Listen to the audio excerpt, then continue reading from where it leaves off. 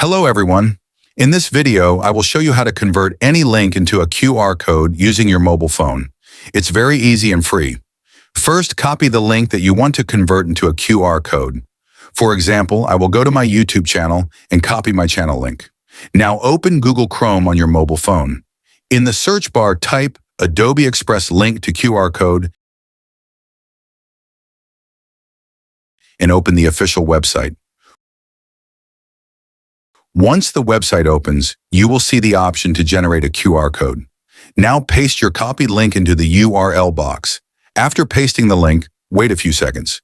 Your QR code will automatically be generated on the screen. You can also customize your QR code. You can change the style, color, and file format if you want. After that, click on the download button. Your QR code will be saved to your gallery. Now you can share this QR code with anyone. When someone scans it, they will directly open your link. That's it. Very simple and easy. If this video was helpful, please like and subscribe to my channel. And if you have any questions, comment below or message me in inbox. Thanks for watching.